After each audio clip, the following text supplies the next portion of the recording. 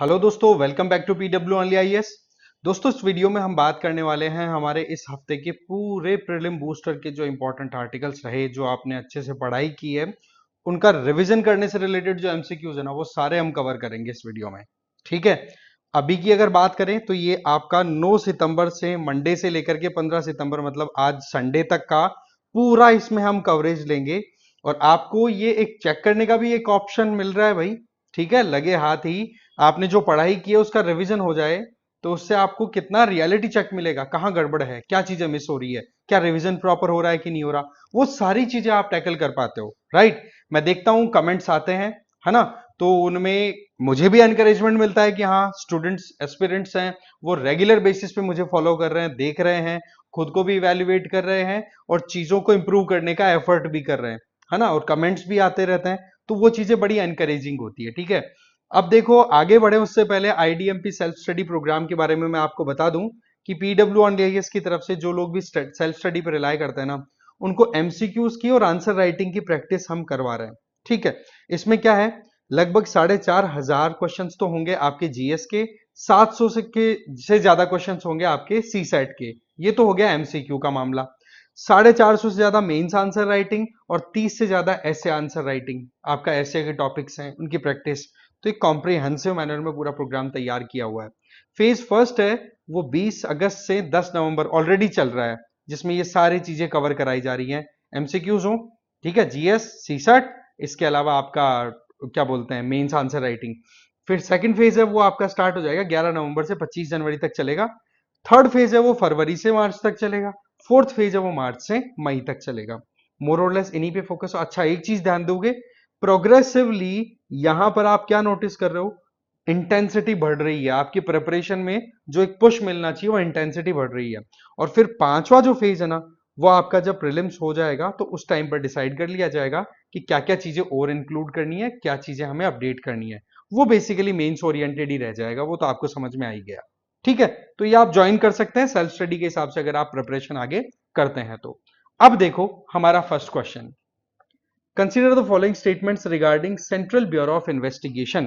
क्या कहा जा रहा है, CBI operates under the administrative control of Ministry of Home Affairs. दूसरा स्टेटमेंट कह रहा है CBI derives its power to investigate from the Delhi Special Police Establishment Act of 1946। बताओ दोनों स्टेटमेंट्स में से कौन सा सही है, कौन सा गलत। क्या सेकंड स्टेटमेंट फर्स्ट वाले को सपोर्ट करता है प्रॉपर? आंसर अपना तैयार रख लो। देखो, फर्स्ट स्टेटमेंट में मिनिस्ट्री ऑफ होम अफेयर्स लिखा है ना, नहीं, मिनिस्ट्री ऑफ पर्सनल्स है ना, उसके अंडर में आती है, ना कि होम अफेयर्स। और दूसरा स्टेटमेंट एकदम ठीक है, 1946 के Delhi Special Police Establishment act के आधार पर ही सीबीआई को अपनी पावर्स यूज करने का मौका मिलता है। राइट। तो ऐसे में आपका फर्स्ट स्टेटमेंट रॉन्ग है, सेकंड राइट है, तो आंसर इसका डी चला जाता है। डी में ही बोला जा रहा है ये बात। ठीक है। अब ये न्यूज में क्यों आया, ये जो डिकेड गया है ना, पिछला अब 2014 से लेकर अभी तक, इसमें दूसरी बार सुप्रीम कोर्ट के द्वारा सीबीआई को लताड़ लगाई गई है कि आप एक केज्ड पैरट की तरह परफॉर्म कर रहे हो। दैट मींस पिंजरे में बंधा हुआ तोता, जो मालिक करवाता है वो आप करते हो, इस तरीके की बात कही गई है। ठीक है। तो ऐसे में सीबीआई के बारे में जानना जरूरी है। ये हमारे देश की प्रीमियर इन्वेस्टिगेटिंग पुलिस एजेंसी है। नंबर टू, ये 1963 में स्टैब्लिश हुई थी, और उस टाइम पर देखोगे तो मिनिस्ट्री ऑफ होम अफेयर के रेजोल्यूशन से, बट आज के टाइम पे ये किसके अंडर में काम करती है, मिनिस्ट्री ऑफ पर्सनल्स के अंडर। ठीक है। इसके अलावा ये पावर कहां से ड्रॉ करती है, मैंने आपको ऑलरेडी बता दिया, Delhi Special police establishment act 1946। अगला सवाल, consider the following statements regarding great stupa of Sanchi. First statement बोला जा रहा है, the great stupa of Sanchi was commissioned in the 3rd century BCE by Emperor Ashoka.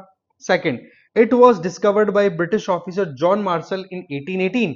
Third, Sultan Jahan Begum of Bhopal provided financial support for the preservation and conservation of the stupa. Correct statement आपको choose करना है, सोच के अपना answer तैयार कर लो। देखो, first statement absolutely right, second statement आपका गड़बड़ है, थर्ड स्टेटमेंट एकदम सही। तो पहला और तीसरा मिलकर के आंसर आपका डी बन जाता है। अब जान लेते हैं क्यों तो ये न्यूज में रहा।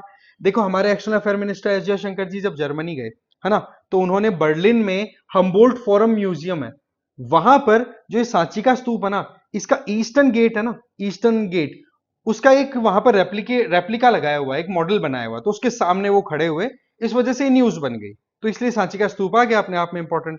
हिस्टोरिकल कॉन्सेप्ट की बात करें तो एम्परर अशोका के टाइम पे ये 3rd सेंचुरी बीसी में डेवलप किया गया था।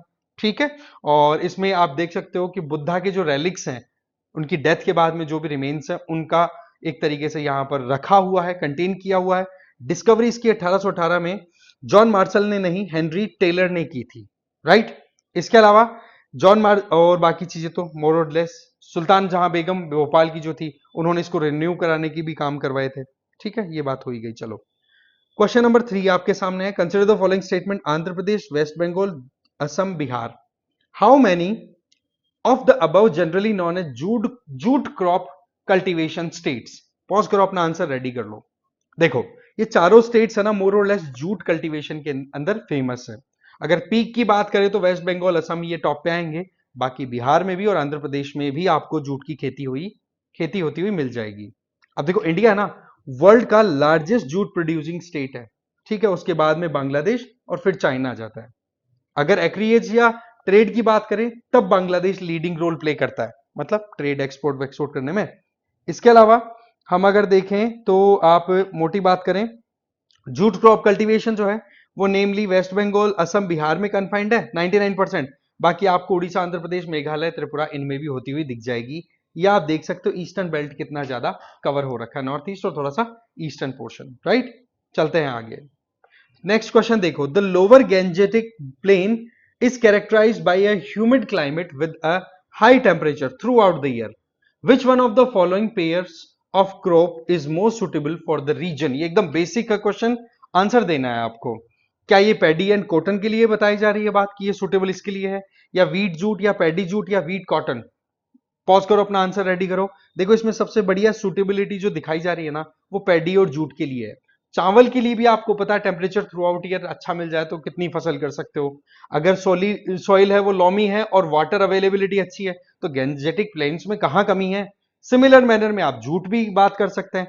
तो चावल और जूट के लिए ये बेस्ट फैसिलिटी है। इसका मतलब आंसर आपका सी चला जाता है। ठीक है, तो इसमें मुझे नहीं लगता आपको कोई डाउट होगा, एकदम ज्यादा कोई डिफिकल्ट वाली चीज थी नहीं है। अगला question, with reference to National Jute Board in India, consider the following statements.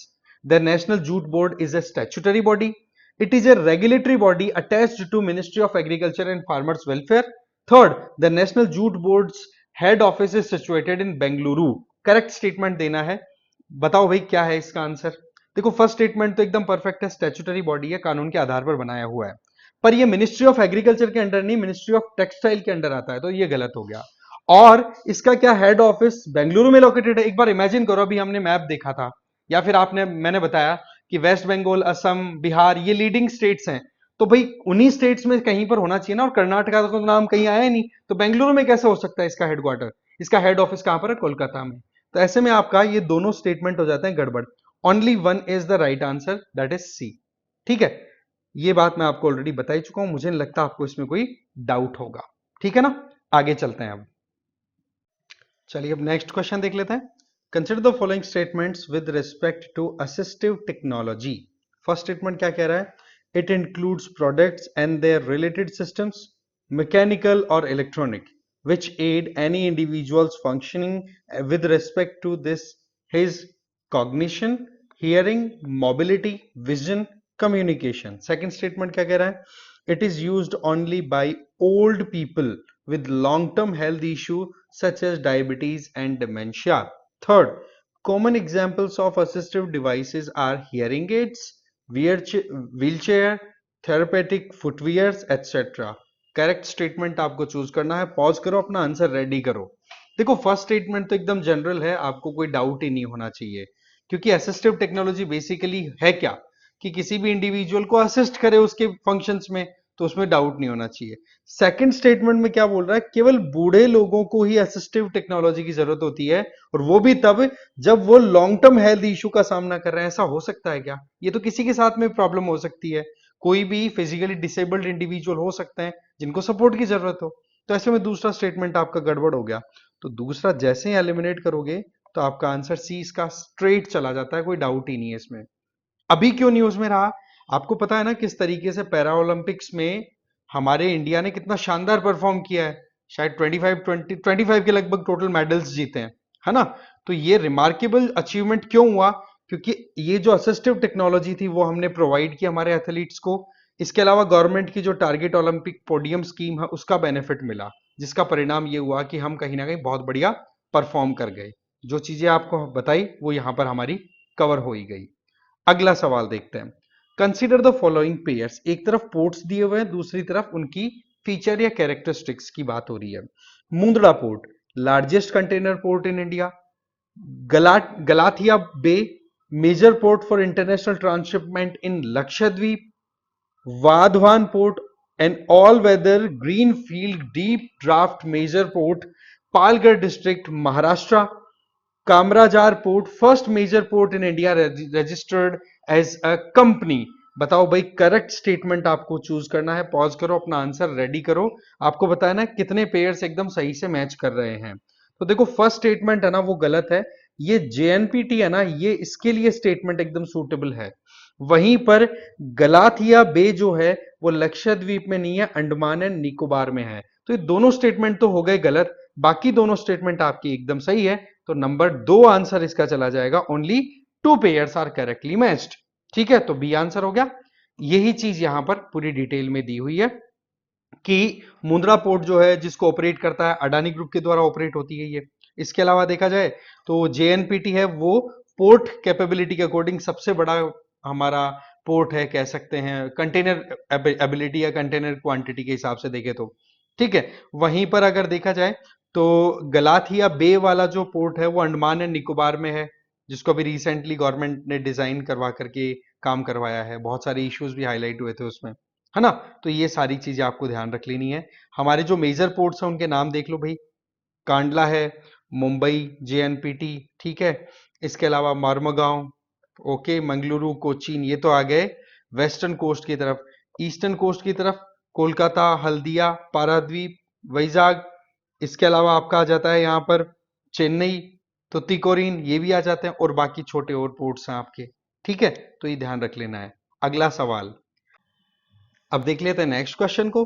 With reference to Gulf Cooperation Council consider the following statements. ठीक है, फर्स्ट स्टेटमेंट क्या कह रहा है? The Gulf Cooperation Council is a political and economic union of 6 countries in Gulf region. Second statement, Iraq and Iran are the founding members of the organisation. Incorrect statement आपको choose करना है। बताओ कौन सा स्टेटमेंट सही है, कौन सा गलत। देखो, फर्स्ट स्टेटमेंट एकदम सही है। पर्शियन गल्फ है ना, वहां के ये 6 कंट्रीज मिलकर के इस ऑर्गेनाइजेशन को बनाते हैं। और इराक और ईरान है ना, ये इसके फाउंडिंग मेंबर्स नहीं है। ठीक है, तो ऐसे में statement 2 is wrong, answer is B. हुआ क्या है, हमारे external affair minister S Jaishankar ji Riyadh पहुंच गए, सऊदी अरब की कैपिटल है। और वहां पर वो क्या करेंगे, इंडिया और गल्फ कॉपरेशन काउंसिल की मीटिंग ज्वाइन करने वाले हैं। तो ऐसे में जीसीसी के बारे में कुछ पॉइंट्स हम यहां पर देख लेते हैं। ये 25 मई 1981 को स्थापित हुई इंस्टीट्यूशन है। ठीक है, ये एक इंटर गवर्नमेंटल रीजनल ऑर्गेनाइजेशन है जिसमें 6 मोनार्की जो हैं गल्फ रीजन में वो इसमें पार्टिसिपेट करती हैं। Bahrain, Kuwait, Oman, Qatar, Saudi Arabia और यूएई। कहीं पर भी इराक और ईरान का नाम नहीं आ रहा है। हेडक्वार्टर इसका रियाद में, जो कि सऊदी अरब की कैपिटल है। और मिलिट्री आर्म्स की बात करें तो इसमें पेनिनसुला शील्ड फोर्स इसकी मिलिट्री आर्म है, इसका मतलब डिफेंस का भी काम है। साथ ही साथ और बाकी एस्पेक्ट्स में भी ये कॉपरेट करते हैं। ठीक है, अगला सवाल। With reference to BepiColombo consider following statements. First, it is the most complex mission ever to orbit Saturn. Second, it is a joint mission of the National Aeronautics and Space Administration NASA and the Japan Aerospace Exploration Agency JAXA. बताओ भाई, correct statement कौन सा है, कौन सा नहीं। देखो, पहली चीज तो ये सैटर्न के लिए नहीं है, ये मर्क्यूरी के लिए है। तो पहला स्टेटमेंट गलत हो गया। और फिर बात आ रही है नासा का, नासा का कोई रोल नहीं है इसमें। तो दोनों स्टेटमेंट गलत है, तो आंसर इज डी। अब देख लेते हैं क्या है पूरा मुद्दा। देखो, यूरोपियन स्पेस एजेंसी और जापान दोनों मिलकर के मर्क्यूरी की स्टडी के लिए ये प्रोग्राम पे काम कर रहे हैं। और अभी जो है ये एक इमेज आई है मर्क्यूरी की, बिल्कुल क्लोजेस्ट इमेज, जिससे कि आपको पता है ना सन के बिल्कुल क्लोजेस्ट लोकेटेड जो भी हमारा प्लेनेट है दैट इज मर्क्यूरी। तो उससे रिलेटेड ये इंफॉर्मेशन कन्वे करने वाला मिशन है। ठीक है, तो 2 स्पेसक्राफ्ट है, दोनों एक साथ गए हैं मर्क्यूरी की स्टडी करने के लिए। ठीक है, और इसके अलावा देखा जाए तो इसकी लॉन्चिंग 2018 में हो गई थी। और इसमें ये तो क्लियर हो ही गया कि एक तो आपकी यूरोपियन स्पेस एजेंसी है और दूसरी जाक्सा, जापान की जो स्पेस एजेंसी है वो, ये दोनों मिलकर के काम कर रहे हैं। अगला सवाल देख लेते हैं। Bolivia shares border with which of the following countries? Argentina, Brazil, Chile, Paraguay, Peru, Uruguay. भाई आपको पॉज करके आंसर देना है, करेक्ट कौन सा है, सोच समझ करके अपना आंसर रेडी कर दो। देखो, बोलीविया एक लैंडलॉक कंट्री है जो अर्जेंटीना के साथ बॉर्डर शेयर करता है, ब्राजील के साथ भी करता है, चिली के साथ भी करता है, इसके अलावा पेराग्वे के साथ भी करता है, पेरू के साथ भी करता है, पर उरुग्वे के साथ नहीं करता। तो इसका आंसर ए चला जाता है। ठीक है, अब देख लेते हैं क्यों ये कंटेक्स्ट रहा। देखो, अभी नेशनल इमरजेंसी डिक्लेयर की गई थी वहां पे, जिस तरीके से फॉरेस्ट फायर हुई ना बोलीविया में, इसकी वजह से। तो मोटा मोटा देखा जाए तो बोलीविया की लोकेशन बड़ी इंपॉर्टेंट है, लैंडलॉक कंट्री है। देखो यहाँ पे Brazil, Peru, Chile, Argentina, Paraguay, Uruguay बिल्कुल कोस्टल लाइन पे चला गया, इसलिए बॉर्डर शेयर नहीं कर रहा। तो टोटल 5 कंट्रीज है जो बॉर्डर शेयर कर रहे हैं यहां पर। ठीक है, इसके अलावा और भी डिटेल्स हैं जिन पे आप नोटिस कर सकते हैं। ये लैंडलॉक कंट्री है साउथ अमेरिका का, है ना। इसका नाम बोलीविया कैसे पड़ा? यहाँ के एक इंडिपेंडेंस फाइटर थे साइमन बोलीवर, उनके नाम से पड़ा। लोकेशन की बात हम ऑलरेडी कर चुके हैं, एंडीज माउंटेन रेंज है ना, वो इसके एक्सटेंशन के अंडर आ जाते हैं। ठीक है जी। इसके अलावा कैपिटल है लापेज, और यहाँ पर देखोगे लेक टिटिका का भी लोकेटेड है, वर्ल्ड की हाईएस्ट लेक है जिसमें नेविगेशन पॉसिबल है ना, ये ध्यान रख लेना। चलो अगला सवाल देखते हैं। With respect to GST council consider the following statements. It is a constitutional body formed under Article 279A clause first, enacted by 101st Constitutional Amendment Act. Second statement क्या कह रहा है? The GST Council requires at least 10% of its total members to be present to conduct a meeting. Third, decisions are made based on majority of not less than 2/3 of the weighted votes of members present and voting. Incorrect statement हमें choose करना है। Pause करो, अपना answer ready करो। देखो, first statement क्या कह रहा है कि ये कॉन्स्टिट्यूशनल बॉडी है जिसको 101वें कॉन्स्टिट्यूशनल अमेंडमेंट एक्ट के आधार पर ऐड किया हुआ आर्टिकल 279A है ना, उसके फर्स्ट क्लॉज के आधार पर कॉन्स्टिट्यूट किया जाता है। तो ये बात बिल्कुल सही है, it's a correct statement. GST council में मीटिंग करवानी होती है तो 10% से काम नहीं चलने वाला है, आपको 50% मेंबर्स की प्रेजेंस चाहिए। तो दूसरा आपका गलत। तीसरा, डिसीजन जब भी लिया जाता है तो वो डिसीजन होता है 75% वेटेज के आधार पर। इसका मतलब कितना हुआ वो? 3/4। इसका मतलब ये स्टेटमेंट भी गलत, तो दूसरा और तीसरा दोनों गलत हो गए ना, तो इनकरेक्ट ही तो पूछा, आंसर इज बी। देखो क्या है मुद्दा, अभी आपको पता है ना 54th जीएसटी काउंसिल की मीटिंग हुई है, तो उसको प्रिजाइड किसने किया? जीएसटी काउंसिल के चेयरपर्सन कौन होते हैं? Finance minister, union finance minister. तो निर्मला सीतारमन जी प्रेजेंट थी, इसलिए क्वेश्चन बन गया। फर्स्ट स्टेटमेंट में तो आपको कोई डाउट रहा ही नहीं होगा। जीएसटी की कॉम्पोजिशन के बारे में आपको आर्टिकल 279A क्लॉज 2 के अंदर मिल जाएगी। इसमें एक चेयरपर्सन होते हैं, मेंबर्स होते हैं जिसमें यूनियन और स्टेट लेवल के जो मेंबर्स हैं वो पार्टिसिपेट करते हैं, और कुछ मेंबर्स हैं वो स्टेट गवर्नमेंट अपनी तरफ से नॉमिनेट करके भेज सकती है तो वो भी पार्टिसिपेट करते हैं। और वाइस चेयरपर्सन जो भी होता है, चेयरपर्सन तो क्लियर है कि यूनियन फाइनेंस मिनिस्टर होंगे, वाइस चेयरपर्सन जो होगा वो इससे पर्टिकुलर काउंसिल के मेंबर्स के द्वारा फाइनलाइज किया जाएगा। आर्टिकल 279A क्लॉज 3 ये बात कहता है। डिसीजन मेकिंग की बात बताई थी मैंने आपको कि डिसीजन जो होगा वो आप कह सकते हो कि स्टेट और सेंट्रल गवर्नमेंट जो मिल है वो मिलकर के डिसाइड करती है, और तब फाइनल होता है डिसीजन जब कम से कम 3/4 मेंबर्स यस कर दें किसी भी डिसीजन के लिए। समझ गए? 75% वोटिंग चाहिए। वहीं दूसरी तरफ इसमें जो वेटेज है वो किस तरीके से है? सेंट्रल गवर्नमेंट को तो दिया हुआ है 1/3 वेटेज, है ना, सेंट्रल गवर्नमेंट के पास तो 1/3 वेटेज है, और रिमेनिंग जो आप कह सकते हो 2/3 वेटेज है वो स्टेट्स के पास है। इसका मतलब डिसीजन अगर लेना हो तो सेंट्रल गवर्नमेंट के पास तो कितना परसेंट है? 33%। रिमेनिंग 67% किसके पास? क्या स्टेट्स के पास में। तो अगर कोई भी डिसीजन लेना हो तो ना तो सेंट्रल गवर्नमेंट अकेली ले सकती है, ना ही स्टेट गवर्नमेंट्स अकेली ले सकती है, इनको साथ में तो आना ही पड़ेगा। इस तरीके का मैकेनिज्म वहां पर डेवलप्ड है। अगला सवाल देखो, consider the following statements. Parliamentary committees have their origin in British parliament and derive their authority from article 105 and article 118 of the Indian constitution. Second statement कह रहा है कि parliamentary standing committees are permanent in nature. Third statement कह रहा है select committees are a category of standing committee established with the specific purpose of examining and scrutinizing particular bill. Fourth, ad hoc committees are formed for particular purposes or to review specific bills and are dissolved once their objectives are fulfilled. Correct statement आपको choose करना है.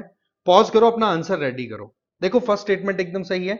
हमारी जो parliamentary committees है ना, उनके बारे में प्रोविजन हम कहीं ना कहीं देखते हैं आर्टिकल 105 और आर्टिकल 118 से ड्रॉ किए हुए हैं, और ये प्रैक्टिस ब्रिटिश पार्लियामेंट्री सिस्टम से हमने लिया. ठीक है, तो इसमें आपको कोई डाउट नहीं होना चाहिए, स्टेटमेंट एकदम सही है. दूसरा स्टेटमेंट कि जो परमानेंट ये पार्लियामेंट्री स्टैंडिंग कमिटीज होती है ना, वो परमानेंट नेचर की होती है. बिल्कुल, जैसे आपने पब्लिक अकाउंट्स कमेटी के बारे में सुना होगा, एस्टिमेट कमेटी के बारे में सुना होगा, ये परमानेंट कमेटी है. इसके अलावा सेलेक्ट कमेटी जो होती है ना, वो एडोक होती है, टेम्परेरी होती है, जबकि स्टैंडिंग कमिटीज क्या है, परमानेंट. तो ये कॉन्फ्लिक्टिंग है, तो तीसरा स्टेटमेंट आपका गलत गया. चौथा स्टेटमेंट क्या कह रहा है कि एडोक कमिटी जो है वो किसी एक स्पेसिफिक बिल या स्पेसिफिक टास्क के लिए तैयार की जाती है, और वो टास्क जैसे कंप्लीट होता है ये ऑटोमेटिकली डिसॉल्व हो जाती है. तो चौथा स्टेटमेंट भी सही है, तो केवल तीसरा स्टेटमेंट गलत है, बाकी तीन स्टेटमेंट सही है. तो 3 ओनली आंसर आपका चला जाता है.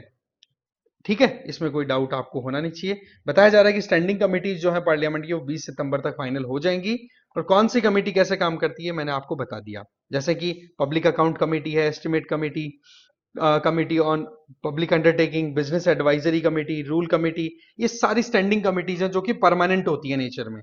बाकी हमने देख ही लिया. कमिटीज का काम क्या है, गवर्नमेंट की कोई भी पॉलिसी है उनको रिव्यू करना है ना, बजटरी एलोकेशन जो हो रहा है उसके बारे में अपनी सजेशन रिकमेंडेशन कुछ भी करना है. कोई बिल आया है तो उसको पूरा पार्लियामेंट में डिबेट करने की बजाय कमिटीज को दे दिया जाता है, तो वो अपनी हिसाब से रिव्यू करके अपनी रिकमेंडेशन वो दे देते हैं. ये सिंपल प्रोसेस चलता है इसमें. अगला सवाल देखो, which of the following statements are correct with regards to Swiss peace accord. First statement क्या कह रहा है, the Swiss peace accord process is a diplomatic effort aimed at resolving the ongoing conflict between Israel and Palestine. Second statement ये कह रहा है कि it includes a series of international summits and meeting hosted in Switzerland known for its neutrality and diplomatic mediation capabilities. Third, India has taken a proactive stance regarding the Swiss peace process and has endorsed the joint communique from the Borgenstock summit. बताओ भाई, इनमें से आपको correct statement बताना है. Pause करो, अपना answer ready करो. देखो फर्स्ट स्टेटमेंट जो है ना वो पार्शियली सही है, क्योंकि ये इजराइल पैलेस्टीन वाले से रिलेटेड नहीं है, ये रशिया यूक्रेन कॉन्फ्लिक्ट से रिलेटेड है, तो ये गलत है आपका. दूसरा स्टेटमेंट एकदम सही है, स्विट्जरलैंड न्यूट्रल है इसलिए वहां पर पीस समिट ऑर्गेनाइज कराई गई. तीसरा स्टेटमेंट है वो गलत है, क्योंकि इस पीस समिट के अंदर रशिया को ही पार्टिसिपेशन के लिए नहीं बुलाया, तो इंडिया ने मना कर दिया. बोलो कॉन्फ्लिक्ट में यूक्रेन और रशिया है, इनके बीच में कोई सेटलमेंट करवाना है तो दोनों पार्टीज का होना जरूरी है. आप रशिया के बिना कैसे पीस एग्रीमेंट करवा सकते हो, इसलिए इंडिया ने कोई साइन नहीं किया है. समझ गए बात को, तो answer is only B. B is only right statement इन तीन में से. क्लियर है, मुद्दा मैंने आपको बता ही दिया क्या है. और इशू जो है वो ये कि यूक्रेन की सरकार चाहती है कि इंडिया भी साथ में आ जाए, पर इंडिया देखो आपको पता रशिया और यूक्रेन की शांति चाहता है, और जबकि ये जो वेस्टर्न कंट्रीज कर रहे हैं वो प्रॉब्लम क्रिएट कर रहे हैं. अगला सवाल देखो भाई, which of the following statement is are correct with respect to Indotestudo elongata tortoise or a sal forest tortoise. It is a critically endangered species. It is protected under Schedule 1st of the Wildlife Protection Act of 1972. It is widely distributed over eastern as well as northern India and southeast Asia. Pause करो, अपना answer ready करो. अभी recently news में रहा है भाई ये. देखो ये क्रिटिकली एंडेंजर्ड, इसमें डाउट नहीं है, but wild life protection act के अंदर इसको शेड्यूल फर्स्ट में नहीं फोर्थ में डाला हुआ है, इसलिए ये स्टेटमेंट आपका गलत हो जाता है. तो दूसरा जैसे गलत होता, answer is C. 1 and 3 both are right. अब इसके बारे में देख लेते हैं क्या हुआ. पहली बार ये क्रिटिकली एंडेंजर्ड या एलोंगेटेड टॉर्टोइज है ना, ये अरावलीज में देखा गया. ठीक है, इसके पहले नहीं देखा गया था. इसको साल फॉरेस्ट टॉर्टोइज भी बोल दिया जाता है. कंजर्वेशन स्टेटस की बात करें तो आईयूसीएन में क्रिटिकली एंडेंजर्ड, साइट्स के अंदर अपेंडिक्स सेकंड के अंदर इसको डाला हुआ है, और wild life protection act of 1972 में शेड्यूल फोर्थ में डाला हुआ है. अगला सवाल देखो, consider the following state countries: Australia, Canada, France, Russia, Kazakhstan, United Arab Emirates, United states. How many of the above countries India है सिविल न्यूक्लियर कॉपरेशन एग्रीमेंट। बताओ भाई कितने कंट्रीज के साथ में इंडिया ने सिविल न्यूक्लियर कॉपरेशन मतलब peaceful nuclear energy utilise करने का एग्रीमेंट कर रखा है जी? पॉज करो, अपना आंसर रेडी करो। देखो ये सारे के सारे सातों के साथ में है। अभी लेटेस्ट साइन हुआ है यूएई के साथ में, तो आंसर इज डी। ठीक है, अब देखो क्या है। अभी रिसेंटली क्या होता है, शेख खालिद बिन मोहम्मद बिन जायद अल नायान, ये बेसिकली आपको पता है अबू धाबी के प्रिंस हैं और प्रिंस के यूएई के लीडर भी हैं। ये इंडिया की विजिट पे आए थे, तब इनके साथ में इंडिया ने सिविल न्यूक्लियर कॉपरेशन फाइनल कर लिया है। तो ये अपने आप में एक बहुत बड़ी डील है। इसमें यूएई की तरफ से तो Emirates nuclear energy company participate कर रही है और इंडिया की तरफ से nuclear power corporation of India NPCIL है ना, वो पार्टिसिपेट कर रही है। और ये जो पर्पस है इसका वो रहेगा peaceful use of nuclear energy. इसके अलावा लॉन्ग टर्म एलएनजी सप्लाई का भी एग्रीमेंट हुआ है। स्ट्रेटेजिक पेट्रोलियम रिजर्व को लेकर के भी दोनों कंट्री साथ में काम करेंगे। कंसेशन एग्रीमेंट्स भी हुए हैं। इसके अलावा फूड पार्क डेवलप करने के लिए भी एग्रीमेंट हुए हैं। इसके अलावा इंटर गवर्नमेंटल एग्रीमेंट्स और भी हैं। ये अगर हम बात करें ना पीसफुल न्यूक्लियर एनर्जी को यूटिलाइज करने की, तो अभी तक टोटल 18 कंट्रीज के साथ ये एग्रीमेंट्स हमने साइन कर रखे हैं, जिनमें आप नाम देख लो, अर्जेंटीना, ऑस्ट्रेलिया, बांग्लादेश, कनाडा, चेक Republic, European Union, France, Japan, Kazakhstan, Mongolia, Namibia, Republic of Korea, Russia, Sri Lanka, United Kingdom, United States of America, Vietnam, Ghana and UAE. इस तरीके से टोटल अब 19 कंट्रीज हो चुके हैं। नेक्स्ट क्वेश्चन देखें, द बरका न्यूक्लियर एनर्जी प्लांट ये कहां पर लोकेटेड है, किस कंट्री में? अगर प्रीवियस स्लाइड्स आपने अच्छे से देखी है ना, तो इसका आंसर आपको आ जाना चाहिए। इसका आंसर है सीधा यूएई। यहां पर क्या है कि इसके मेंटेनेंस को इनको लेकर के काम करने की बातचीत हुई है दोनों कंट्रीज के बीच में। तो आप देख सकते हो कि ये यूएई का पहला न्यूक्लियर पावर प्लांट है, जिसमें आप कह सकते हो कि जिसको कंप्लीट कर लिया गया है यूएई के द्वारा, और कहीं ना कहीं इसको डाइवर्सिफाई भी करना चाह रहे हैं इस न्यूक्लियर पावर प्लांट को, रिन्यूएबल एनर्जी उस तरफ से।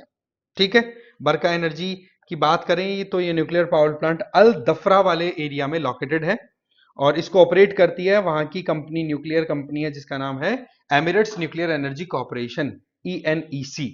ठीक है, बाकी और चीजें हमारे लिए इतनी जरूरी है नहीं। अगला सवाल देखो भाई, consider the following statements with respect to Arab League. First statement, the Arab League formally known as league of Arab states was established in 1945 with initially just 6 nations. Second statement क्या कह रहा है, currently it has 22 member states who have pledged to cooperate on economic, military affairs among other issues. Third, the Arab Peace Initiative mediated by Saudi Arab was signed by Israel and Arab League. बताओ भाई correct statement कौन सा है, क्योंकि Israel Hamas conflict चल रहा है ना, उसके चक्कर में ये हाईलाइट हुआ है और मीटिंग भी हो रही है इनकी। तो देखो बात ऐसी है, फर्स्ट स्टेटमेंट भी सही है, सेकंड भी सही है। थर्ड में इसराइल ने ये जो अरब पीस इनिशिएटिव है ना, ये सऊदी अरब की पहल पे साइन तो किया, पर इसराइल ने अरब के साथ नहीं, पैलेस्टीन के साथ साइन कर रखा ही है। तो तीसरा स्टेटमेंट आपका रॉन्ग हो गया, तो ये भी गया, ये भी गया, only 1 and 2, answer is a.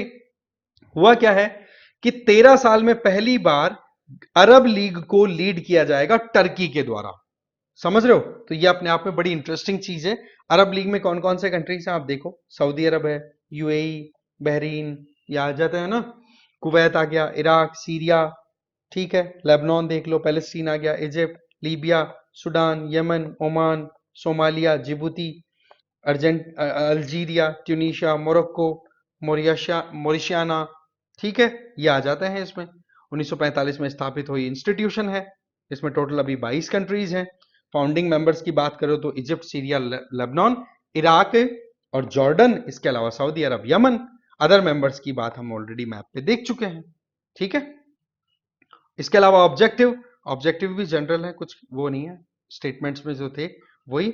बस ये बात ध्यान रखनी कि अरब पीस इनिशिएटिव जो कि 2002 में साइन हुआ था, वो सऊदी अरब ने इनिशिएट किया था। ये साइन हुआ था इजराइल और पैलेस्टीनियन अथॉरिटीज के बीच में। समझ गए बात को आप? चलिए अगला सवाल देखो, consider the following statements with respect to use of helium in rockets. Helium is used to pressurize fuel tank, ensuring fuel flow to the rocket's engine without interruption. Second statement, it also plays a key role in cooling system, particularly in environment where rockets fuel and oxidizer need to be stored at extremely low temperature. Correct statement आपको choose करना, pause करो, अपना answer ready करो। देखो दोनों statements एकदम सही है। हीलियम क्या है? रॉकेट के अंदर जो फ्यूल सप्लाई का काम होता है ना, उसके अंदर बहुत इंपॉर्टेंट रोल प्ले करता है। आपको पता है रॉकेट जाते हैं हमारे एटमॉस्फेयर के बाहर, और वहां पर भी उनको अपने ऑपरेशंस, इग्निशन का काम है वो कंटिन्यू करना है। तो वहां पर फ्यूल की सप्लाई में कोई डिसरप्शन ना आए, उसके लिए क्या होता है कि हीलियम जो है वो ऐड कर दिया जाता है फ्यूल के साथ में। हीलियम इतनी गजब की गैस है जिसका बॉइलिंग टेम्परेचर आप देखो कितना है, -267 डिग्री सेल्सियस। मतलब सुपर कूलिंग कंडीशन, बहुत ही ज्यादा ठंड वाले एनवायरमेंट में भी हीलियम लिक्विड में कन्वर्ट नहीं होती, वो गैस ही रहती है। इसलिए हीलियम को मिक्स किया जाता है फ्यूल के साथ में। दूसरी अगर बात करें फ्यूल सप्लाई के साथ साथ में, हीलियम के अंदर एक बड़ी क्वालिटी क्या है, क्योंकि बहुत कम टेम्परेचर भी गैस है ना, वहीं दूसरी तरफ ये इनर्ट गैस है, मतलब इनएक्टिव गैस है, किसी भी कंडक्टर के साथ में ये रिएक्ट ही नहीं करती। इसका मतलब लंबे समय तक अगर हीलियम को स्टोर करके रखो तो ज्यादा खतरा नहीं है। तो इस तरीके से दोनों statements are, both statements are right, answer is C. अभी क्या हुआ है कि रिसेंटली नासा के 2 एस्ट्रोनॉट्स जो हैं वो बोइंग स्टार लाइनर के थ्रू पहुंचे हुए इंटरनेशनल स्पेस स्टेशन पे। अब वो वापस नहीं निकल पा रहे क्योंकि वहां पर उनका जो आने का, रिटर्न आने का जो सेगमेंट है उसमें से हीलियम लीकेज हो गया। तो ऐसी परिस्थितियों में कहीं ना कहीं ये अपने आप में रिस्की काम हो गया उनके लिए। ठीक है, तो किस किस तरीके से काम हो सकता है हीलियम का मैंने आपको बता दिया है। ठीक है, और 268.9 डिग्री सेल्सियस है माइनस में, है ना। तो आप देख लो कि कितना गैसियस कंडीशन में ये स्टे कर सकती है, चाहे कितनी ठंड क्यों ना पड़ जाए। राइट, चलते हैं आगे। चलिए अब नेक्स्ट क्वेश्चन देख लेते हैं। Consider the following statements. The Van Allen belts are two zones of charge particles that surround earth held in magnetosphere. Second statement, the inner belt is made up of billion of high energy particles, okay, that originate from the sun, and the outer belt result from interaction of cosmic rays with earth's atmosphere. आपको correct statement है वो choose करना है, pause करो, अपना answer ready करो। देखो first statement में कोई आपको डाउट नहीं होना चाहिए, first statement is absolutely right. But second statement को अगर ध्यान से आप पढ़ोगे ना, तब आपको समझ में आएगी कि ये है अर्थ, इसका ये एटमॉस्फेयर, और इसका ये आउटर वर्ल्ड जो पॉइंट है या आउटर वर्ल्ड जो स्फीयर है दैट इज मैग्नेटोस्फीयर। अब आप यहां पर क्या देखते हो कि इसके लिए बोला जा रहा है कि inner belt is made up of billion high energy particles that originate from the sun. Sun से ओरिजिनेटेड पार्टिकल्स का एक लेयर क्रिएट हो रहा है। ठीक है, दूसरा क्या बोल रहा है, इसके लिए बोल रहा है इनर बेल्ट। ठीक है, वहीं पर outer belt results from the interaction of cosmic rays with earth atmosphere. अब आप बताओ कि सन से आने वाले पार्टिकल्स अंदर की तरफ पेनिट्रेट करके सरवाइव कर जाएंगे क्या? है, कहीं ना कहीं आप इसको कॉन्ट्राडिक्शन में देखेंगे। तो आउटर जो लेयर है ना, वो तो आपकी बन जाएगी फर्स्ट वाली, ये इनर नहीं आउटर है जहां पर हाई चार्ज पार्टिकल्स आपको मिलेंगे, और इनर वाली वो है जहां पर सनरेज अगर पेनिट्रेट भी कर गई या कॉस्मिक रेज अगर पेनिट्रेट भी कर गई तो वहां पर एक इंटरेक्शन बेल्ट क्रिएट होता है। इन दोनों को मिलाकर के वॉन वॉन एलन बेल्ट्स भी बोल दिया जाता है। तो ऐसे में ये कॉन्ट्राडिक्शन है ना, इस वजह से दूसरा स्टेटमेंट गलत हो गया, आंसर ए इज राइट। ठीक है, अभी क्यों ये न्यूज में है, देखो पोलरिस डॉन ये करके फर्स्ट प्राइवेटली फंडेड मिशन इस तरीके का डेवलप हो रहा है, जिसमें ये टारगेट है भाई कि कैसे भी करके अर्थ की सरफेस से अभी तक जितने भी मिशंस गए हैं अर्थ सरफेस से, उसमें सबसे ज्यादा हाइट के ऊपर जाना, 700 किलोमीटर की हाइट पे जाना और स्पेस में रहना, ये अपने आप में ये सबसे ज्यादा हाइट पे जाने वाला मिशन है। और ये जाने का तरीका कहां से निकाला जाएगा, अगेन जहां पर भी ये जो आपकी वॉन एलन बेल्ट्स हैं वो वीक होंगे ना, वहां से आप अर्थ के एटमॉस्फेयर से बाहर निकल सकते हैं। इसलिए ये दोनों बेल्ट्स हैं वो न्यूज में रहे। मुद्दा जो है वो मैंने आपको बता दिया कि, और ये भी क्लियर है मैग्नेटोस्फेयर का काम क्या है भाई, हमारी अर्थ को हमें प्रोटेक्ट करती है, जो भी हाई रेडिएशन के पार्टिकल्स आते हैं उनसे प्रोटेक्ट करती है। इसकी वजह से वहां पर दो लेयर्स क्रिएट हो जाती हैं। आउटर बेल्ट है, वहां पर सन से आने वाले हाई एनर्जी पार्टिकल्स मिल जाएंगे, और इनर है, वहां पर आपको कॉस्मिक रेज के साथ में इंटरेक्शन दिखाई दी जाएगा। सिंपल सी बात है, दूसरा स्टेटमेंट गलत हो गया। चलो अगला सवाल देखते हैं। Consider the following statements. Okay, देखो करेक्ट पूछा है। Sukhoi 30 MKI is a multi-role combat fighter aircraft jointly developed by Sukhoi Design Bureau, Russian aerospace company, and Hall for the Indian Air Force. Second, Sukhoi 30 MKI is fitted with Tarang radar warning receiver indigenously developed by DRDO. बताओ भाई क्या सही है क्या गलत, pause करो अपना answer ready करो। देखो ये दोनों स्टेटमेंट एकदम सही है, इसमें कोई खराबी नहीं है, तो आंसर इसका चला जाएगा सी। ठीक है, मुद्दा क्या है, रिसेंटली होता क्या है, कैबिनेट कमेटी ऑन सिक्योरिटी की तरफ से ये अप्रूवल मिल चुका है कि 240 एरो इंजन परचेज किए जाएंगे जो कि सुखोई 30 MKI एयरक्राफ्ट डेवलप करने में हेल्प करेगी। अल्टीमेटली उसका बूस्ट किसको मिलेगा, इंडियन एयरफोर्स को। दोनों स्टेटमेंट्स की बात हम ऑलरेडी कर ही चुके हैं कि तरंग रडार इसमें इंस्टॉल्ड रहता है, जो कि तरंग रडार वो एक तरीके से कोई भी थ्रेट आए तो उसको जल्दी से रिसीव करके और पायलट को अलर्ट कर दे कि भाई आपकी जोन में आ चुका है कोई। और इसको डेवलप किसने किया है, सुखोई डिजाइन, जो कि रशिया की है, और हमारी तरफ से हॉल ने। राइट, चलते हैं आगे। Consider the following aircrafts, Rafale, मिग-29, Tejas mark 1, Sukhoi 30 MKI।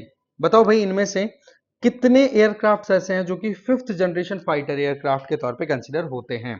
Pause करो अपना आंसर रेडी करो। देखो 5th जनरेशन फाइटर एयरक्राफ्ट का मतलब 21st सेंचुरी में डेवलप्ड जो भी एयरक्राफ्ट्स हैं वो 5th सेंचुरी एयरक्राफ्ट कहलाते हैं। और इन चारों की अगर बात करें तो इनकी डिजाइन मोर और लेस 21st सेंचुरी ने 20th सेंचुरी में लास्ट के टाइम किया। तो अगर देखें तो ये चारों स्टेटमेंट्स मैच ही नहीं करते, तो नन इसका आंसर चला जाएगा। सवाल ये आता है कि 5th जनरेशन फाइटर बोलते किसको है। ये देखो वो फाइटर्स हैं जिनके पास में बहुत ही गजब के स्टील्थ फीचर्स होते हैं, मतलब ये कि इनको कोई डिटेक्ट ही नहीं कर सकता। इनके पास में मतलब आप इनकी इमेज देखोगे इन फाइटर जेट्स की, तो आप क्या नोटिस करते हो कि फाइटर जेट जो होते हैं ना, उनके नीचे मिसाइल और ये सारी सेपरेट नहीं दिखती, एकदम शील्ड कवर में होता है, मतलब पूरा एक पैकेज होता है मतलब प्लेन का। ठीक है, और उसमें से जो भी इंस्ट्रूमेंट जो भी टूल आपको यूज करने होते हैं वो फिर बाद में उसका जैकेट खुलता है, फिर वो बाहर आकर के आप यूटिलाइज कर लेते हो।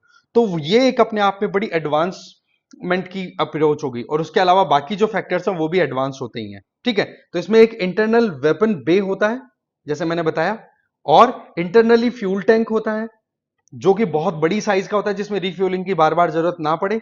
तो ये फीचर्स होते हैं 5th जनरेशन एयरक्राफ्ट के, जो कि एडवांस हैं, प्रोटेक्टेड हैं। वहीं पर 4th जनरेशन के अंदर ये बाकी आ ही जाते हैं। जैसे कि हम अगर बात करें इनकी, तो ये आपका 5th जनरेशन एयरक्राफ्ट की बात करो तो कितने एयरक्राफ्ट 5th जनरेशन है, F-22 Raptor, F-35A lightning second, ये यूएसए के पास है, चाइना के पास में J-20, ठीक है, माइटी ड्रैगन, और रशिया के पास है सुखोई Su-57। ये है 5th जनरेशन के एयरक्राफ्ट गिनती के। अदरवाइज सारे 4th और 4.5 जनरेशन के मिल जाएंगे आप। तो राफेल 4.5 जनरेशन मतलब 5th से थोड़ा पुराना। मिग-29 ये भी आपका 4th जनरेशन है रशिया का। इसके अलावा तेजस मार्क 1 की बात करें तो ये भी 4th जनरेशन 4.5 जनरेशन है। और आपका फिर बच गया लास्ट में ये सुखोई MKI-30 प्रोबेबली। ठीक है, इसकी बात करें तो ये भी आपका 4th जनरेशन के आसपास का है। तो ये चीज आपको क्लियर होनी चाहिए। Next question, with reference to national board for wild life consider the following statements. First statement क्या कह रहा है, it is a statutory organisation constituted under the wild life protection act of 1972। Second statement, its role is advisory in nature, advises the central government on framing policies and measures for conservation of wildlife in the country. Third, the National Board for Wildlife has 47 members. The minister in charge of the Ministry of Environment and Forest in central government is the chairperson. Fourth, no alteration of the boundaries in national park and wildlife sanctuary can be done without approval of a National Board for Wildlife. बताओ भाई correct statement कौन सा है, pause करो अपना answer ready करो। देखो first statement एकदम सही है, 1972 के वाइल्ड लाइफ प्रोटेक्शन एक्ट के तहत ही स्थापित हुआ। एडवाइजरी रोल है, सेंट्रल गवर्नमेंट के द्वारा बनाई हुई जो भी पॉलिसीज होती है उनके लिए इनकी तरफ से एडवाइस आती है।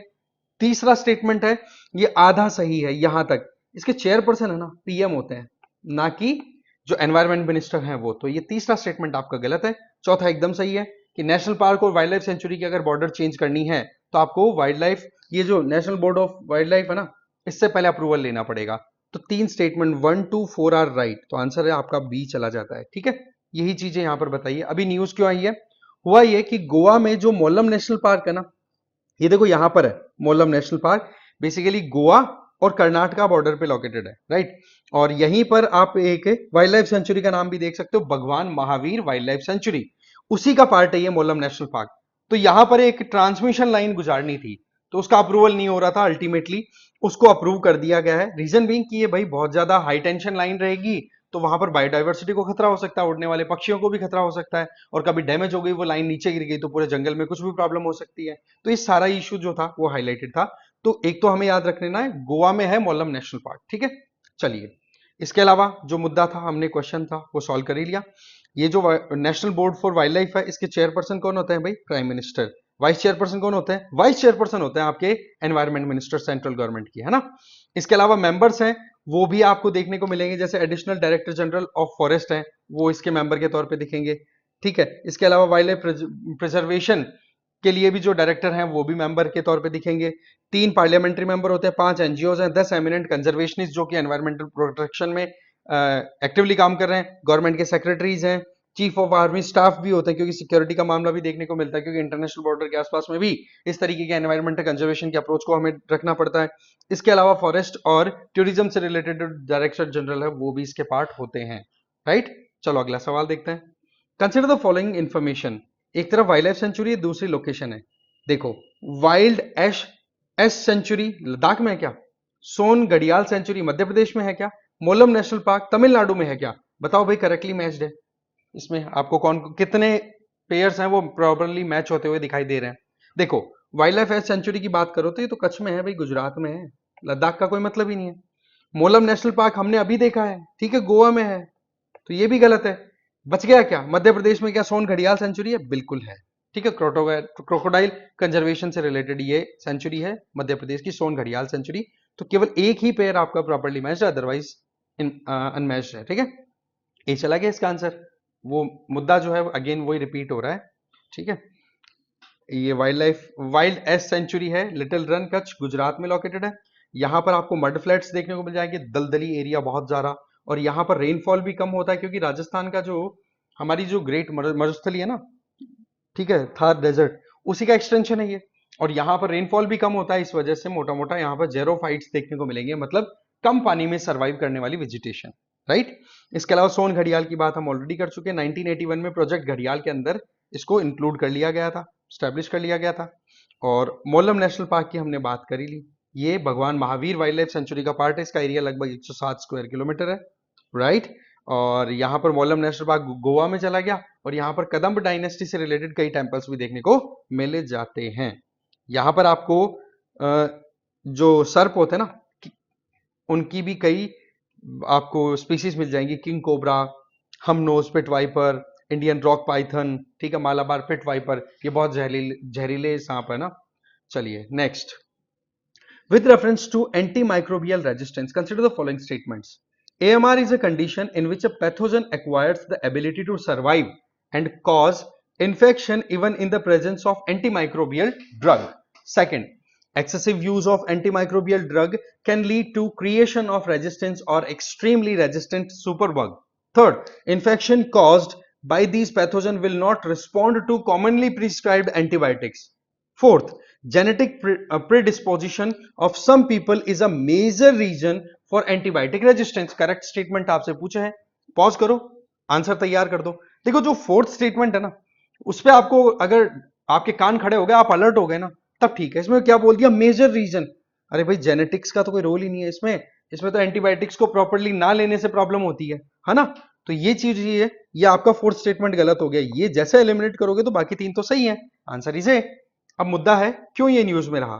देखो, Indian council of medical research है ना, उनके द्वारा अभी एक रिपोर्ट पब्लिश की गई, जिसमें बताया कि हमारे देश में लगातार ये जो एएमआर है, एंटी माइक्रोबियल रेजिस्टेंस, ये बढ़ता चला जा रहा है।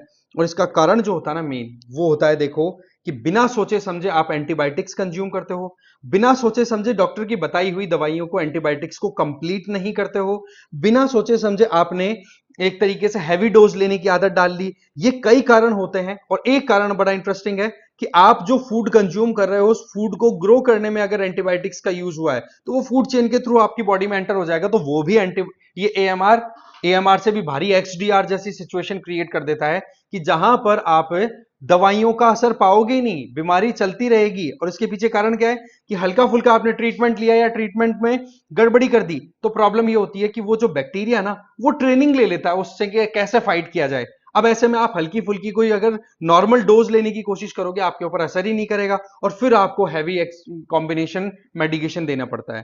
इसमें जेनेटिक्स का कोई रोल नहीं है, ये मैं आपको ऑलरेडी बता चुका हूं। ठीक है, चलो इसके अंदर एक बड़ी इंपॉर्टेंट चीज है कि 3 मोस्ट कॉमन पैथोजेंस इंडिया में पाए गए हैं जो कि एएमआर का कारण बन रहे हैं। मतलब एंटीबायोटिक्स का असर ही खत्म हो जाता है इन तीनों के ऊपर। तो एक तो ई कोली, ठीक है, जो कि गट मतलब पेट के अंदर इंफेक्शन करता है। एक है आपका कैल्बेसिला क्लेबी क्लेबसिला क्लेबसिला क्लेबसिला न्यूमोनिया, ठीक है, क्लेबसिला न्यूमोनिया के न्यूमोनिया, ये न्यूमोनिया मतलब सांस से रिलेटेड प्रॉब्लम होगी। और इसके अलावा ये यूरिनरी ट्रैक्ट, पेशाब का जो पूरा पाथ है ना, उसमें भी इंफेक्शन क्रिएट कर देता है। और एक है आपका एसिनेटोबैक्टर बाउमनी, ठीक है, एसिनेटोबैक्टर बाउमनी, ये भी बहुत ज्यादा अपने आप में एएमआर क्रिएट कर रहा है। रीजन क्या है कि हॉस्पिटल से ये इंफेक्शन फैलता है। आपको पता है ना, हॉस्पिटल बहुत बड़ा सोर्स है बैक्टीरियल इंफेक्शन के लिए, क्योंकि जहां पर ट्रीटमेंट के लिए पेशेंट आएंगे तो पेशेंट का इंफेक्शन वहां फैलेगा और उसकी वजह से अगर लगातार कोई हॉस्पिटल में रहता है तो उनके बड़ा रिस्क रहता है। तो ये 3 नाम याद रख लेने हैं आपको, ठीक है। ये 3 बैक्टीरिया जो कि एएमआर का कारण बन रहा है हमारे देश में, ज्यादा जो केसेज आ रहे हैं उनका। चलो अगला सवाल देखो। With reference to interim bail, consider the following statements. First, an application for the grant of interim bail can be filled by the person who discerns that he may be arrested by the police for a non-bailable offense. Second, it is granted when an application for anticipatory or regular bail is pending before the court. Third, the discretion to grant bail in non-bailable offences remain with the court and hence it cannot be claimed as a matter of right. बताओ भाई इनमें से correct कौन सा answer है? Pause करो, सोच समझ करके आंसर देना है, इसमें आपको एरर नहीं करनी है। अगर आपको तीनों bails, interim bail, regular bail और एंटीसिपेटरी बेल, तीनों का मतलब पता है, डेफिनेशन पता है, कोई प्रॉब्लम नहीं होगी। इंटरिम बेल मतलब अंतरिम जमानत, एंटीसिपेटरी बेल मतलब अग्रिम जमानत। अब आप देखो फर्स्ट स्टेटमेंट को, क्या ये इंटरिम बेल की डेफिनेशन हो सकती है? किसी को पुलिस ने अरेस्ट किया और उसने इंडिविजुअल ने ये क्लेम कर दिया कि मेरे को गलत तरीके से आप अरेस्ट कर रहे हो, तो मेरे को अरेस्ट करने से पहले पहले आप फ्री करो भाई, आप इन्वेस्टिगेशन करते रहना, केस आपका चलता रहेगा, बाकी मुझे बेल दो। रीजन बीइंग कि मैं कहीं ना कहीं इसमें दोषी नहीं हूं और आपने एविडेंस भी दे दिया इस बात के। तो ऐसे में आप क्या कर रहे हो कि आपको अरेस्ट किया, उससे शुरुआत में ही आपने ले ली बेल, लेने की कोशिश की है, तो वो आपकी इंटरिम बेल थोड़ी ना हुई, वो तो एंटीसिपेटरी होगी कि आपने एंटीसिपेट कर लिया, आपने वकील को पहले तैयार कर रखा था कि भाई जमानत कराने के लिए पहुंच जाना, राइट। तो ये स्टेटमेंट आपका गलत है। जबकि इंटरिम बेल जनरली कब मिलती है?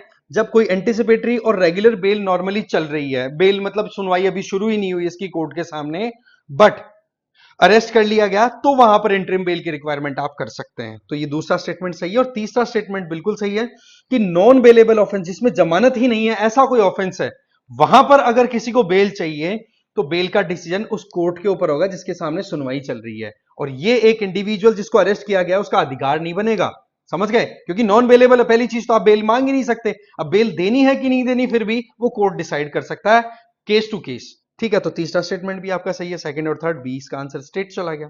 ठीक है, अब देखो इसमें क्या हुआ। लोकसभा के एमपी, ठीक है, कश्मीर से, उनको ये इंजीनियर समथिंग है, इनका अभी रिलीज किया गया है, एनआईए ने इनको अरेस्ट किया था, टेरर फंडिंग से रिलेटेड केस था, 2 अक्टूबर तक ये रिलीज हो रखे हैं। ठीक है, बेल क्या होता है? बेल का मतलब हो गया जेल में जाने से आपको टेम्परेरी रिलीफ दे देते हैं कि भाई आप आराम से थोड़ा बहुत काम कर सकते हैं, बट दैट डजंट मीन कि ट्रायल्स खत्म हो गए, ट्रायल्स तो अभी भी चल रहे होते हैं। ठीक है, सुनवाई तो अभी भी होनी है। तो रेगुलर बेल की बात करें तो अरविंद केजरीवाल को जो मिली है ना, वो है रेगुलर बेल, कि हाँ जी एक लंबे समय से आप जेल में हो लगातार, तो ऐसे में आपको रिलीफ देने के लिए अलाउ कर दिया, तो वो एक रेगुलर बेल है। इंटरिम बेल और एंटीसिपेटरी बेल में ऑलरेडी आपको बता चुका हूं। अगला सवाल देखें। Consider the following statement regarding Ayushman Bharat प्रधानमंत्री जन आरोग्य योजना। बताओ भाई फर्स्ट स्टेटमेंट। आयुष्मान भारत जन आरोग्य प्रधानमंत्री Jan Arogya Yojana is centrally sponsored scheme under ministry of health and family welfare. Rupees 5 lakh free health insurance on a family basis for all citizens aged below 60 is allowed. Okay, देखो भाई, only government hospitals are empaneled under Ayushman Bharat Pradhan JDY scheme for beneficiary to avail cashless services. Correct statement आपको choose करना है। Pause करो, अपना answer ready करो। देखो first statement एकदम सही है, सेंट्रली स्पॉन्सर्ड। इसका एक सेगमेंट है जो सेंट्रली सेक्टर है, बट मेजरली ये आपको पूछा जाए तो सेंट्रली स्पॉन्सर्ड ही, इसका मतलब सेंटर और स्टेट दोनों मिलकर के इसको इंप्लीमेंट करते हैं। ये जो 5 लाख का फ्री इंश्योरेंस किया गया है, ये फैमिलीज के लिए तो था ही, socio economic caste census basis पे, बट अब 70 साल और उससे ज्यादा उम्र के जो सिटीजन है उनके लिए है, ना कि 60 साल या उससे कम के लिए। तो दूसरा भी गलत है। तीसरा अगर बात करें क्या गवर्नमेंट हॉस्पिटल्स में ये फैसिलिटी ना, अरे भाई प्राइवेट सेक्टर के गवर्नमेंट जो हॉस्पिटल्स है वो भी इन्वॉल्व है, तो आपका आंसर ए इसका एकदम क्लियर चला जाता है। ठीक है, इसके बारे में ऑलरेडी हमने बात कर ही लिया, करंट अफेयर में आपने देखा ही होगा कि किस तरीके से 70 साल से ज्यादा उम्र के जो भी सीनियर सिटीजन्स हैं, जो भी सिटीजन्स हैं, उनको प्रधानमंत्री जन आरोग्य योजना के तहत फ्री में ट्रीटमेंट देने का प्रोविजन कर दिया गया है, 5 लाख रुपए तक का। ठीक है, चलो अगला देखें। नेक्स्ट क्वेश्चन कहता है, consider the following statement regarding Pradhan Mantri E drive scheme. The scheme replaces the faster adoption and manufacturing of hybrid and electric vehicles FAME programme. Second, the PM E-Drive scheme aims to promote EV to reduce environmental impact of transportation and improve air quality. Third, the Ministry of Road Transport and Highway will implement the scheme over a period of 2 years. Correct statement आपको देना है, बताओ भाई क्या है, pause करो, अपना answer ready करो।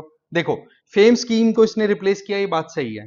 पीएम ड्राइव का मेन काम है कि एनवायरमेंट के ऊपर जो इंपैक्ट आता है हमारे व्हीकल्स की वजह से, उसको हम रिड्यूस करना चाहते हैं, ये बात भी सही है। बट मिनिस्ट्री ऑफ रोड नहीं है, मिनिस्ट्री ऑफ हैवी इंडस्ट्री है भाई। ठीक है, तो third statement is wrong. Again answer 1 और 2, तो अकॉर्डिंगली ए आंसर चला गया आपका। ये अभी रिसेंटली लॉन्च हुई है स्कीम, पीएम ई ड्राइव स्कीम, जिसमें 10,900 करोड़ रुपए तक का प्रोजेक्ट है, वो लॉन्च किया गया है, और अल्टीमेटली फेम को जो है रिप्लेस किया जाएगा, और स्टेटमेंट्स को मैं एक्सप्लेन कर ही चुका हूं। अगला सवाल देखते हैं। In which of the following countries Tapi gas pipeline running through? Tajikistan, Afghanistan, Pakistan, India, Iran, Turkmenistan. Select the correct code. बताओ भाई कौन कौन से कंट्री से ये पास हो रही है तापी लाइन, है ना, बताओ। टी तो है देखो तुर्कमेनिस्तान, ए है अफगानिस्तान, पी है पाकिस्तान, आई है इंडिया। तो 2 3 4 5, 2 3 4 6, 5 नहीं, 2 3 4 6, आंसर इज डी। डन। अब ये कंटेक्स्ट क्या था, ये तो सिंपल है। अफगानिस्तान के चीफ मिनिस्टर है ना, एक मिनिस्टर है कोई, वो गए थे तुर्कमेनिस्तान में कि भाई ये तापी गैस पाइपलाइन को हमें रिज्यूम करना है जल्दी से जल्दी। और ये ध्यान रखना है, तापी गैस पाइपलाइन की शुरुआत कहां से होती है, ये तुर्कमेनिस्तान में एक गैस फील्ड है जहां से यहां से गैस निकलेगी, जिसका नाम है गैल्किनिश। ठीक है, गैल्किनिश नेचुरल गैस फील्ड है। वो अफगानिस्तान में हेरात और कंधार से होते हुए, पाकिस्तान के क्वेटा और मुल्तान से होते हुए इंडिया के फजीलका तक आती है। ठीक है, ये ध्यान रख लेना है। चलो जी अगला सवाल देखते हैं। With reference to Parliamentary Committee on Official Language, consider the following statements. First, the Parliamentary Committee on Official Language was constituted under provision of Section 4 of the Official Language Act of 1963 and 1976. The committee comprises 30 members of parliament, out of which 20 are from Lok Sabha, 10 from Rajya Sabha. Third, minister cannot be a member or chairman of the committee. बताओ भाई correct statement कौन सा है, pause करो, अपना answer ready कर लो। देखो इसका आंसर सीधा क्या जा रहा है कि अभी अमित शाह जी है ना, उनका एक बार फिर से रीअपॉइंटमेंट हुआ है, मतलब फिर से अपॉइंटमेंट हो गया है parliamentary committee on official language. भाई वो तो होम मिनिस्टर है, तो तीसरा स्टेटमेंट गलत हो गया ना, तो तीसरा आप हटा दो भाई, आंसर ए। दोनों स्टेटमेंट ऊपर वाले एकदम सही है, कोई प्रॉब्लम नहीं है, और यही कंटेक्स्ट है अभी। ठीक है, तो parliamentary committee of official language की अगर बात करें, तो ऑफिशियल लैंग्वेज एक्ट था 1963 का, उसके सेक्शन 4 के तहत 1976 में यह कमेटी कॉन्स्टिट्यूट की गई थी, सबसे पहली बात। दूसरा, इसमें टोटल 30 मेंबर है, जिसमें 20 तो लोकसभा से होते हैं, 10 राज्यसभा से होते हैं। और अगर रोल की बात करें तो देखो जो ऑफिशियल लैंग्वेजेस हैं उनको हमें प्रमोट करना है, जैसे कि एक तो हिंदी और बाकी हमारी और जो लैंग्वेजेस हैं जो 8th शेड्यूल में मेंशन्ड है मेजरली। इसके अलावा यूनियन मिनिस्टर जो होते हैं, यूनियन होम मिनिस्टर, ठीक है, वो टाइम टू टाइम इसके चेयरमैन के तौर पे ऑलरेडी अपॉइंट हो चुके हैं। ये कोई पहली बार नहीं, अमित शाह जी पहले ये चरण सिंह जी हैं, एचएम पटेल हो गए, इससे ज्ञानी जेल सिंह हो गए, पीसी सेठी हो गए, लंबी लिस्ट आप देख सकते हैं ना। लालकृष्ण आडवाणी जी भी हैं, वो भी होम मिनिस्टर रहते हुए इस पर्टिकुलर कमेटी को लीड कर चुके हैं। ठीक है, चलो अगला सवाल देखते हैं। Consider the following statement with respect to the Africa group at United Nation. The Africa group at United Nation is made up of 54 African Union member states at the United Nations. Number two, Africa is allotted 3 non-permanent seats in National United Nations Security Council, 14 members on ECOSOC, 13 members on Human Rights Council, and the President of the General Assembly in year ending 4 and 9. भाई जिस भी साल के अंत में 4 या 9 होंगे उस साल प्रेजाइड कौन करेगा? अफ्रीका का कोई कंट्री लीड करने वाला है यूनाइटेड नेशन जनरल असेंबली में प्रेसिडेंट के तौर पे, तो आपको इनकरेक्ट स्टेटमेंट बताना है भाई। पॉज करो, अपना आंसर रेडी करो। ये दोनों स्टेटमेंट एब्सोल्युटली राइट है, तो न तो एक गलत है ना दो गलत है, तो आंसर इज डी। क्या है पूरा मुद्दा? मुद्दा कुछ ये है कि डब्ल्यूएचओ में आपको पता है एग्रीकल्चर को लेकर के नेगोशिएशन चलते रहते हैं।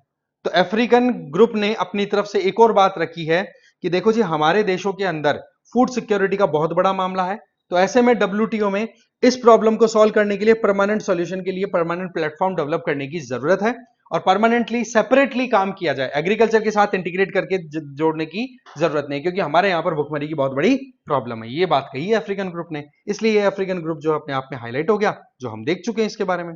अगला सवाल देखते हैं। Consider the following statement. ये देखो वॉन एलन बेल्ट वाली बात आ गई, इसका आंसर आप खुद से कर दो बिना कोई डाउट किए। ये रिपीट हो गया क्वेश्चन बेसिकली, इसका आंसर ए तो था ही। ठीक है, चलो नेक्स्ट चलते हैं।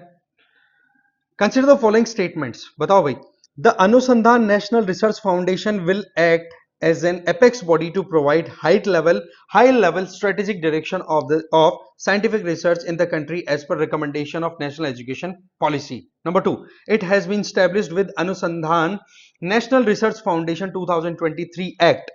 The Science and Engineering Research Board, established by an act of parliament in 2008, has been subsumed into ANRF. The ANRF aims to seed, grow and promote research and development and foster culture of research and innovation throughout India's universities, college, research institution and R&D laboratories. बताओ भाई, ANRF से related कौन सा statement in चारों में सही है? गिनती करके बतानी है।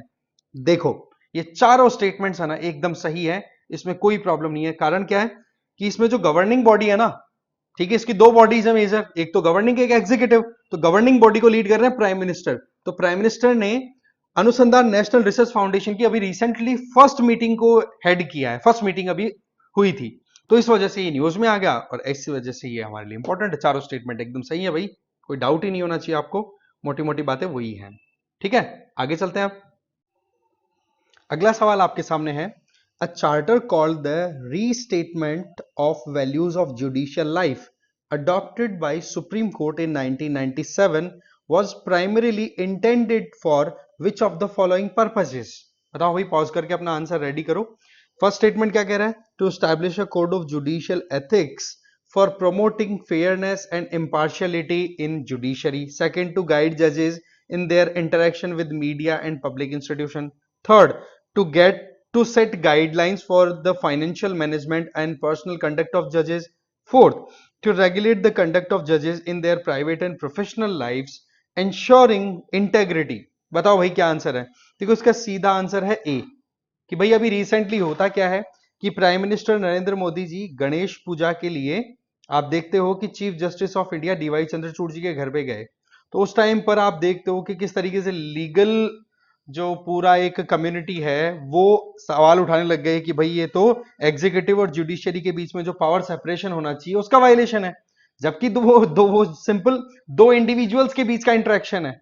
नॉर्मली अगर देखा जाए, भाई जज के तौर पे डीवाई चंद्रचूड़ जी काम करते हैं, प्राइम मिनिस्टर के तौर पे नरेंद्र मोदी जी काम करते हैं, क्या उन लोगों के बीच में क्या पर्सनल रिलेशनशिप नहीं हो सकती? तो वो सिंपल सी बात है, और वो पर्सनल रिलेशनशिप को मेंटेन करते हुए ही काम किया जाता है। और उसके अंदर एक जुडिशियल एथिक्स के लिए भी कहीं ना कहीं कोड ऑफ कंडक्ट जब वो सेटल किया हुआ सुप्रीम कोर्ट का खुद से 1997 में, उसी के आधार पर ये मीटिंग्स रहती हैं। तो ऐसे में आंसर ए आपका चला जाता है। ये मैंने कंटेक्स्ट आपको बता ही दिया, उसमें कोई डाउट आपको होना नहीं चाहिए।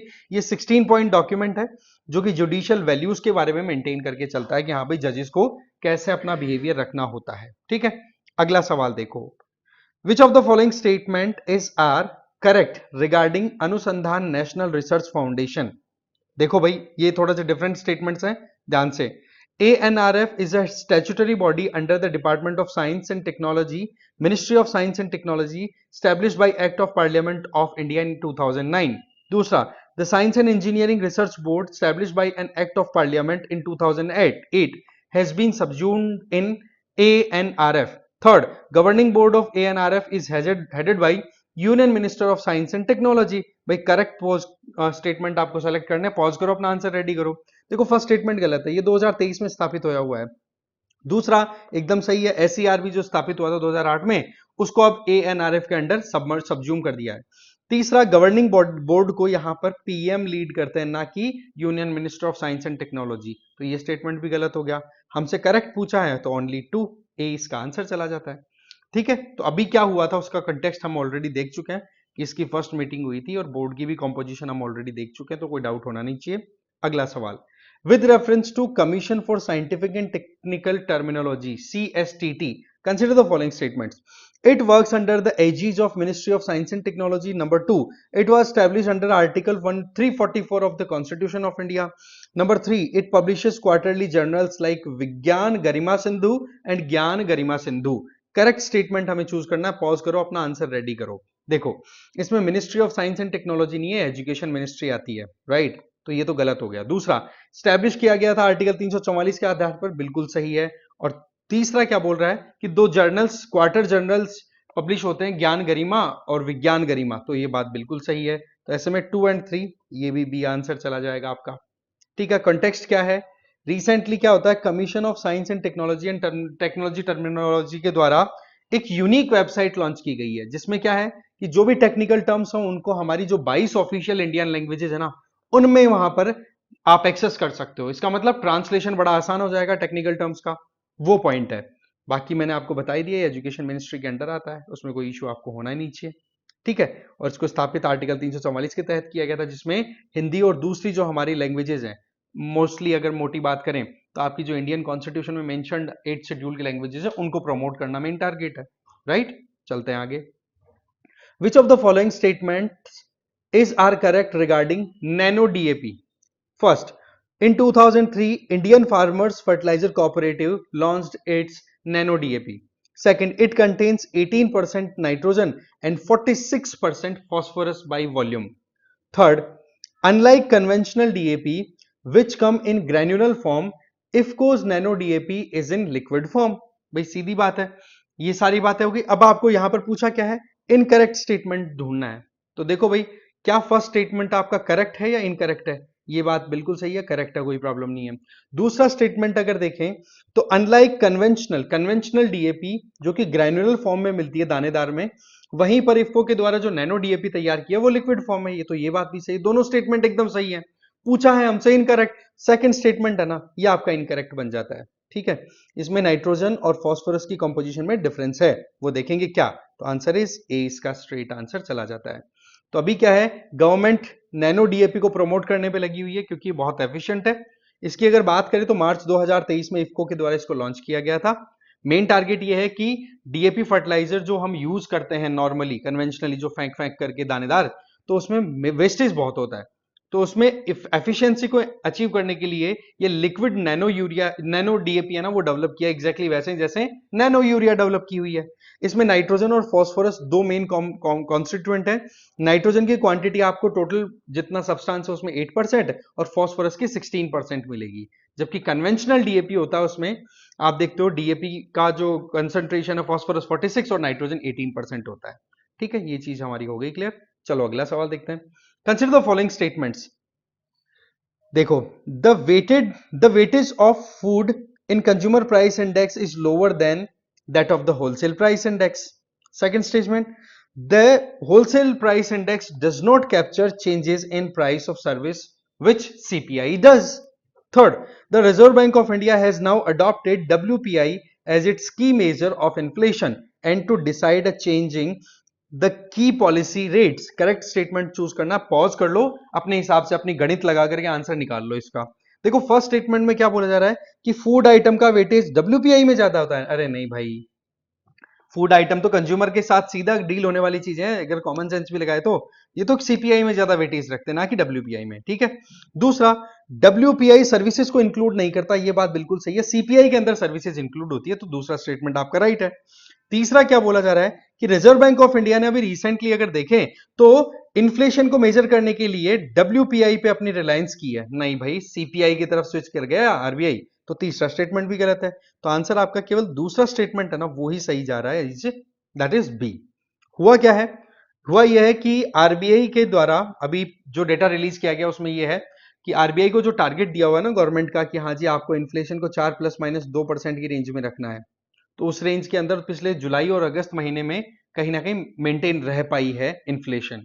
इसलिए अब होलसेल प्राइस इंडेक्स ये की बात करें तो ये उस इन्फ्लेशन को करती है मेजर जो प्रोड्यूसर से होलसेलर तक जाती है, फिर होलसेलर के बाद में रिटेलर, रिटेलर से कंज्यूमर के बीच में जो डील होती है वो कंज्यूमर प्राइस इंडेक्स के आधार पर होती है।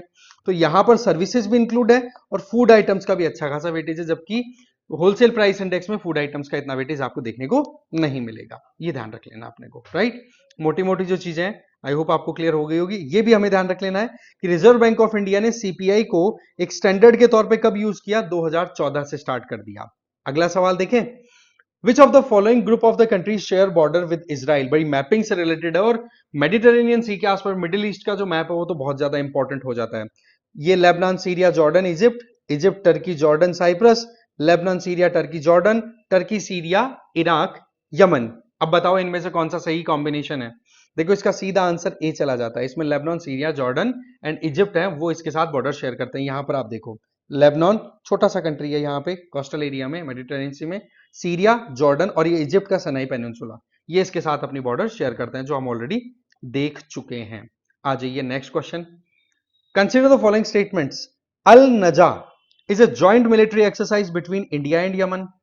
Exercise Al-Naja aims to strengthen the joint military capabilities of both nations in executing counter-terrorism operations under UN Charter. Third, the fifth edition of Exercise Al-Naja will be conducted at Mahajan range of Rajasthan. बताओ भाई कौन से statements Al नजा exercise से related सही हैं। Pause करो, अपना आंसर रेडी कर लो। देखो फर्स्ट स्टेटमेंट यमन नहीं है ओमान है, तो ये गलत हो गया। दूसरी अगर बात करें तो दूसरा एकदम सही है कि दोनों जॉइंट कैपेबिलिटी और एक दूसरे की बेस्ट प्रैक्टिस से लर्न कर सकते हैं। फिफ्थ एडिशन एक्सरसाइज ऑर्गेनाइज हो रही है पर ये महाजन रेंज राजस्थान में नहीं, ये ओमान में हो रही है। तो फर्स्ट एंड थर्ड दोनों गलत हो गए, तो आपका केवल only one statement is right, A. How many पूछा था ना, इसलिए क्या है मुद्दा।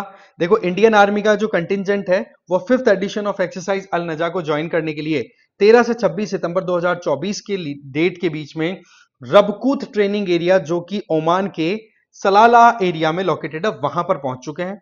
आप क्या देखते हो, अल नजा की अगर बात करें तो ये ज्वाइंट मिलिट्री एक्सरसाइज है इंडिया और ओमान के बीच में, और ये फिफ्थ एडिशन है जो अब की बार ऑर्गेनाइज हो रहा है, राइट। इसके अलावा पर्पज है वो मैंने बता दिया आपको। अच्छा ये हमें ध्यान रख लेना है कि इंडिया और ओमान के बीच में जो नेवल एक्सरसाइज है उसकी बात करें, ये तो आर्मी एक्सरसाइज, नेवल में नसीम अल बाहर बाहर और एयरफोर्स की ईस्टर्न ब्रिज नाम से एक्सरसाइज कंडक्ट होती है इंडिया और ओमान के बीच में, ये हमें ध्यान रख लेना है, ठीक है। फिर हमारा लास्ट क्वेश्चन आ जाता है इस सेशन का, with reference to the butterfly species in India consider the following statement. First क्या कह रहा है, southern bird wing is the largest butterfly found in India. Second, it is critically endangered as per IUCN status. Third, it is state butterfly of Karnataka. भाई pause करो, अपना answer ready करो, correct incorrect पूछा है। देखो फर्स्ट स्टेटमेंट गलत है, ये गोल्डन विंग वाली जो है ना वो सबसे बड़ी बटरफ्लाई है, ये दूसरे नंबर की है, तो ये गलत है। ये क्रिटिकली एंडेंजर्ड नहीं, लीस्ट कंसर्न्ड है, तो फर्स्ट और सेकंड स्टेटमेंट आपके हो गए गलत। यही तो पूछा है फर्स्ट और तीसरा, कर्नाटका की ये बटरफ्लाई जो है स्टेट क्या बटरफ्लाई है, तो तीसरा अगर सही है तो बी, सी और डी तो हो नहीं सकते, आंसर ए आपका हो जाना चाहिए एकदम स्ट्रेट, ठीक है। अभी हुआ क्या है, तमिलनाडु का एक डिस्ट्रिक्ट है मदुरई, वहां पर अमेरिकन कॉलेज का एक सैटेलाइट कैंपस है, वहां पर ये सदर्न बर्ड विंग बटरफ्लाई ना ये तितली नजर आई है, इसलिए ये न्यूज में है। और वैसे गोल्डन बर्ड विंग है ना उसकी साइज देखोगे ना तो 194 mm की होती है, और ये सदर्न बर्ड विंग की साइज है ना ये 190 mm के आपके विंग्स देखने को मिल जाएंगे। इसके अलावा देखा जाए इसका साइंटिफिक नेम अगर सदर्न बर्ड विंग की बात करें तो टोरी ट्रॉई ट्रॉइडेस मिनोज, ओके। और IUCN में लीस्ट कंसर्न है, कर्नाटका की स्टेट बटरफ्लाई के तौर पे भी है, और मेजरली आपको वेस्टर्न घाट वाले एरिया में देखने को मिल जाएगी। तो इस तरीके से इस वीडियो में हमने लगभग 40 क्वेश्चंस को एनालाइज किया, 40 क्वेश्चंस को पूरा डिटेल में जानने की कोशिश की कि किस तरीके से हम हमारा रिवीजन कर सकते हैं। आई होप आपको ये 40 क्वेश्चंस में अच्छा स्कोर करने का मौका मिला होगा, और अपना स्कोर जरूर अपना कमेंट बॉक्स में जरूर ड्रॉप कर देना, जिससे कि मुझे आइडिया लग जाए कि हाँ किस लेवल पर अभी आपकी प्रिपरेशन चल रही है, और आपको भी थोड़ा सा अपने आप को इवेल्युएट कर ही देना है, ठीक है। So thank you very much कि आपने ये पूरा सेशन यहां तक देखा, ठीक है। मिलते हैं अगले हफ्ते एक बार फिर से नए क्वेश्चंस के साथ में, तब तक के लिए जय हिंद जय भारत। Thank you.